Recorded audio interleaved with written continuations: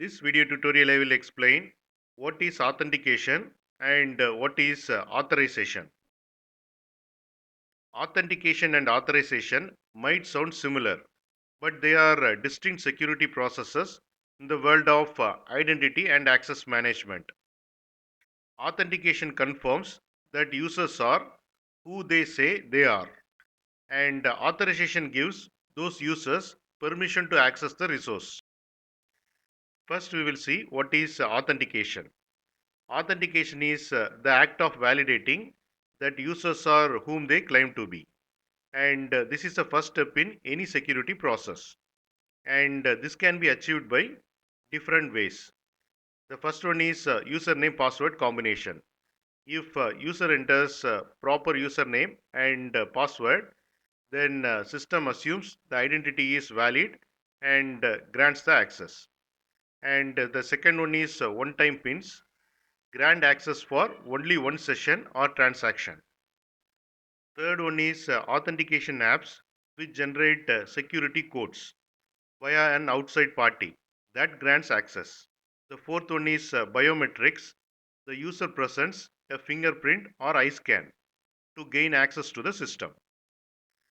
In some instances, systems require the successful verification of more than one factor before granting the access. This is called multi-factor authentication, and this multi-factor authentication requirement is often deployed to increase the security beyond what password alone can provide. Now we will see what is authorization. Authorization in system security is the process of giving the user permission to access a specific resource or function, and it is also called access control or client privilege. In secure environments, authorization must always follow authentication. First, users have to prove their identities are genuine before organization admin grant them access to the requested resources. Authentication and authorization are separate steps in the login process. To understand the difference, we will see the real-time example. Consider a person walking up to the locked door to provide care to a pet while the family is away on the vacation. And in this case, authentication is in the form of key. The lock on the door only grant access to someone with the correct key. The same way, system only grant access to the users who have the correct credential. And authorization in the form of permissions.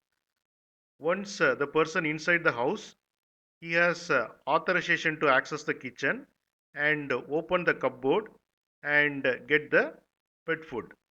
And the person may not have permission to go to the bedroom to take a quick nap. And in this case, authentication and authorization work together. And the pet sitter has the right to enter the house, which is authentication. And once he is inside the house, he has access to the certain area, and this is called authorization. Authentication verifies credentials, and authorization grant permissions or deny permissions. And authentication can be achieved using passwords, biometrics, one-time pins, or apps. And authorization can be achieved by setting maintained by the security teams. And authentication is visible to the user, and authorization is not visible to the user. And authentication is partially changeable by the user, and authorization is not changeable by the user. And authentication data move through ID tokens, and authorization data move through access tokens. Here we can see one more example. Authentication.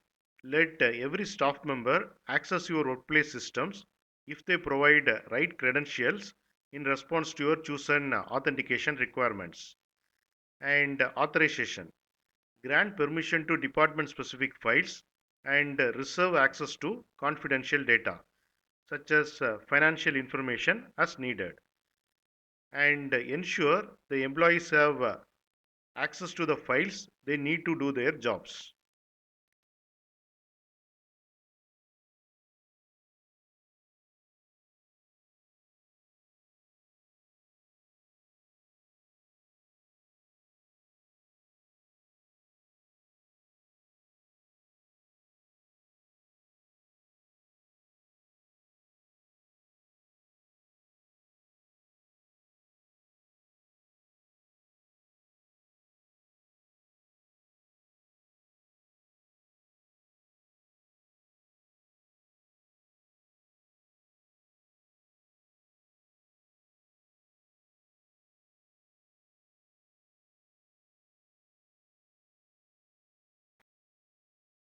You can get Java source code link for each video in the description section of the video.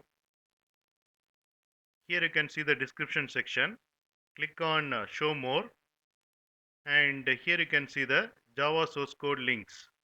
Click on these links to get the Java source code.